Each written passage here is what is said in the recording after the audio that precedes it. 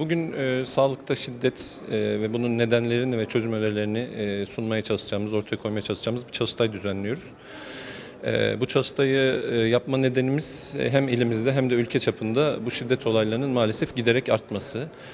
İşin tuhafı biz bunu gündeme getirdikçe, buna tepki gösterdikçe atılan çok ciddi bir adım olmadığı gibi sanki mesele daha da meşrulaşıyor ve bir çözüm yöntemi haline gelir gibi görünüyor vatandaşlar arasında. Yapılan çalışmalarda görüyoruz ki çok ciddi bir kesimi halkın sağlık hizmetlerinden memnun olmadığı zaman sağlık çalışanını dövebileceğini ve bunun kendi sorununu çözebileceğine inanıyor, böyle düşünüyor.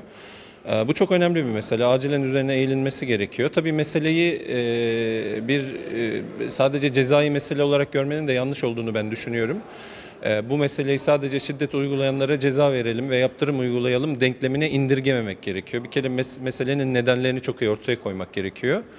Biz bugün bunu yapmaya çalışacağız. Tabii bu nedenleri ortaya koyduktan sonra da en önemli nedenlerden başlayarak çözümüne de eğilmek lazım. Çözümü sadece şiddet uygulayanların ceza alması değil. Bunu kesinlikle böyle olduğunu düşünüyorum. Bizim üzerimize düşen şeyler de var yapılması gereken.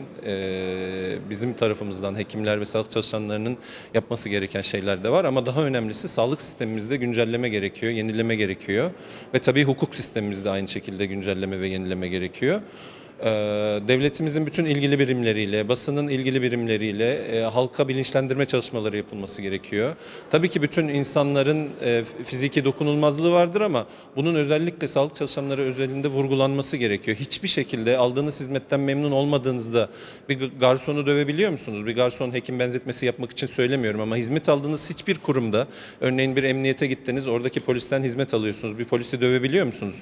Bunu yapamadığınıza göre bir sağlık çalışanını da dövemezsiniz. Bu kadar basit. Sadece dövmekten ibaret de değil. Biraz önce sunumlarda söylendi. Sağlık çalışanlarının %90'ından fazlası hayatında en az bir kez en azından sözlü şiddete uğruyor ya da tehdit alıyor. Bunu da yapamazsınız. Yani biz dövmüyoruz ama siz aslında dayağı hak ediyorsunuz gibi bir cümleyi de kullanamazsınız. Bu da şiddettir. Dolayısıyla bunun artık halkın zihnine işlenmesi gerekiyor. Bu sözler söylenemez, bu fiiller yapılamaz. Sağlık çalışanı dokunulmazdır. Tabii ki aldığınız hizmetten memnun olmadığınız durumlar olabilir.